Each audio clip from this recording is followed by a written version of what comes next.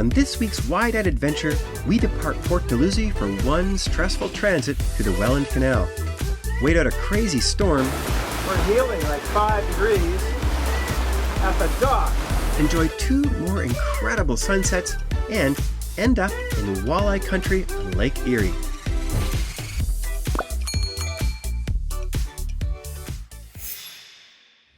Up early, we depart Port Dalhousie Pier Marina for a 5-mile run to check in with the Seaway Operations Control Center of the Welland Canal.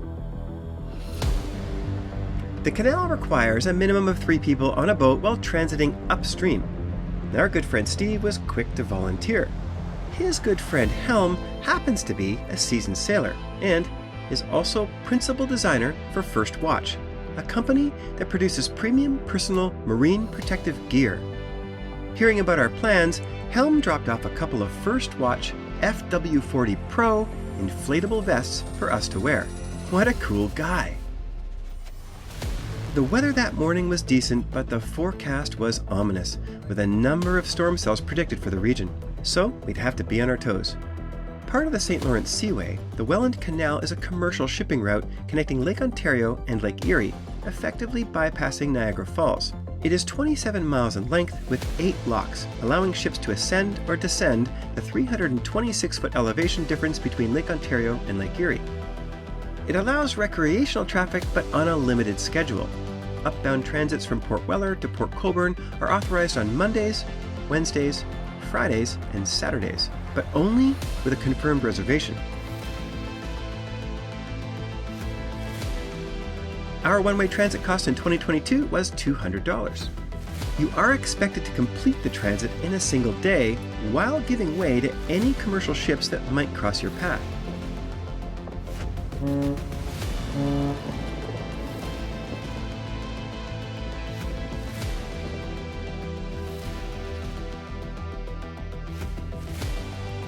You must arrive and register with the Seaway Operations Control Center before 9 a.m. on your scheduled transit day, or you will not be allowed to proceed. A bit tricky the first time when you're not exactly sure where to go.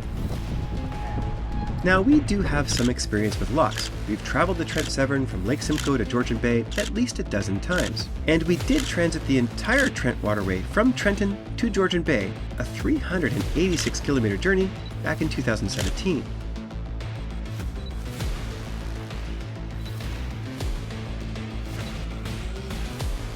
But transiting the Welland Canal is a whole other ballgame. Just look at the size of these locks. Hi, honey. Are you videotaping? A little bit. Welcome, Stevie!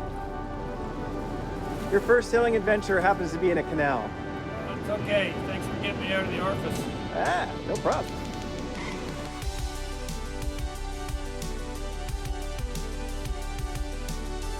Coming so close to monstrous commercial ships was nerve-wracking.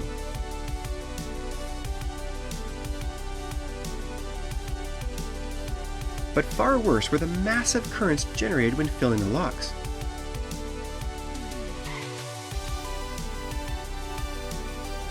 These giant locks are meant for ships up to 780 feet long.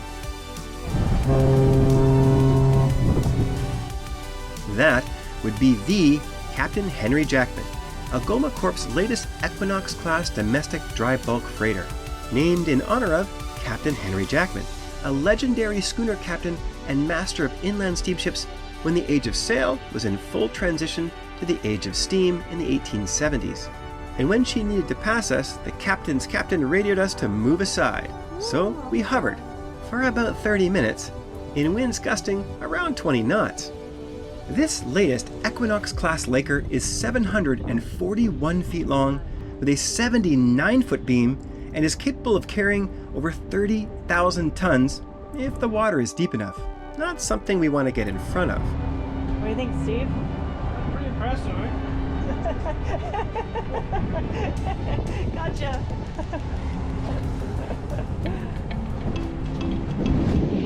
So we just finished the first 7 locks of the Welland Canal, and we're heading to the 8th that'll get us into Lake Erie.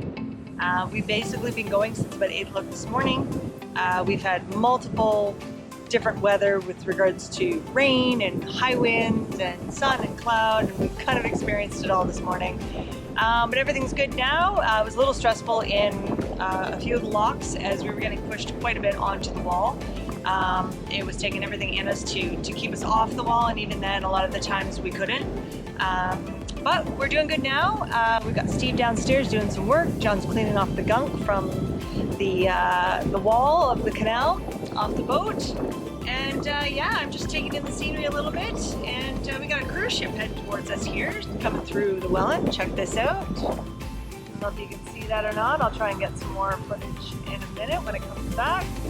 But yeah, I'm just taking in the scenes, enjoying the wind in my hair. And yeah, looking forward to checking out Lake Erie. I've never been on it before, so it should be a good time. All right, I'll see you soon, Allie.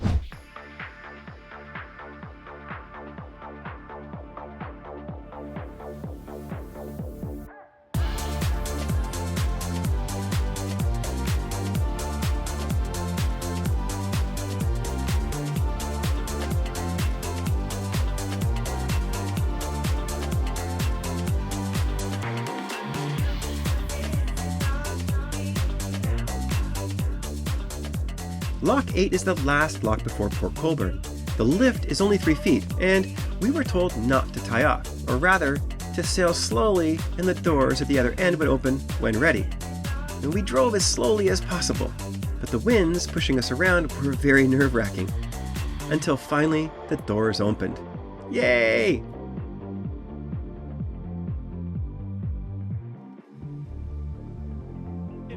All that was left was Lift Bridge 21, which kept us guessing.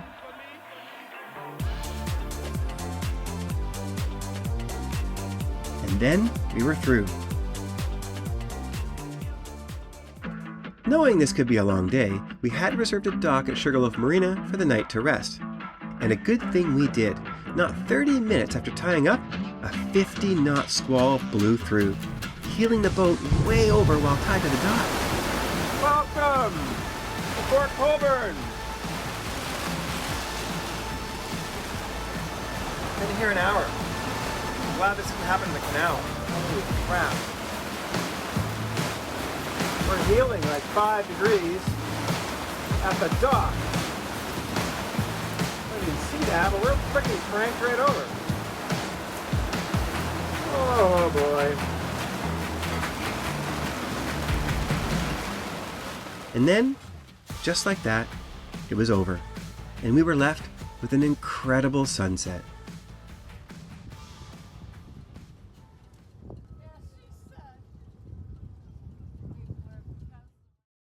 Our next day from Port Colborne to Long Point was only 45 nautical miles.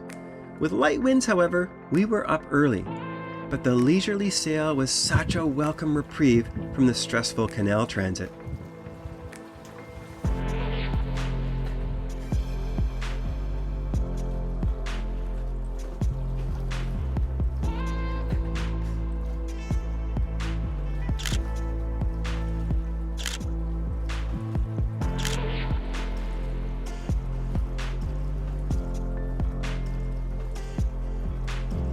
Long Point is quite sheltered, with plenty of protected anchorages. And just like that, the sun was over the horizon again, leaving us with an entire evening of spectacular color.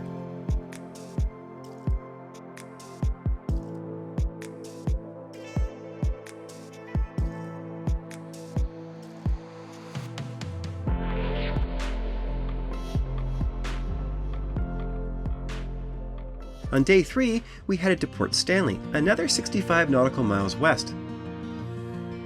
Along the way, we spotted a series of spectacular cliffs on the north shore between Port Bruce and Hawk Cliff before pulling in and dropping Steve off to catch his ride back home.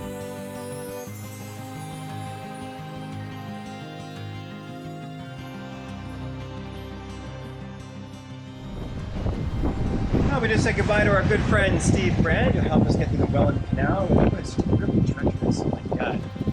So much water pressure pushing the boat around. Everything in our power to hold the boat off the wall. At one point we entered the lock, put the boat in reverse, and left it reverse the entire transit up because there's just so much water pressure to explode. Anyways, we just left Port Stanley and had a nice morning coffee sailing. We have 15 knots of true wind. We're sailing at 90 degrees, between 7.5 and 8.5 knots. Because the wind's coming from the north, which is over there, not far from land, we're getting no swell, little tiny swell, 1/2 meter. Which is perfect. I mean, we couldn't get better sailing conditions. We're good. We did an 8.7 knots. So we're off to Erieau Marina. We're convinced to stay a couple of days. They have apparently a saltwater pool and a liquor store on site, which I don't think we need. I don't know about you, but my liver needs a break. I need a bit of a break. Absolutely. I'll look forward to again to get there already for the next leg. Yeah. Yeah, and then hopefully we have this wind is supposed to stay like this. And you can see we're heeling at about 10 degrees. It doesn't heel that much. And we still got to figure out this leech line. Our leech line cleat is broken. It's got a rivet missing, so we've got to get a rivet to fix the leech line cleat, because that creates a block on the leech. Other than that, she's sailing pretty well.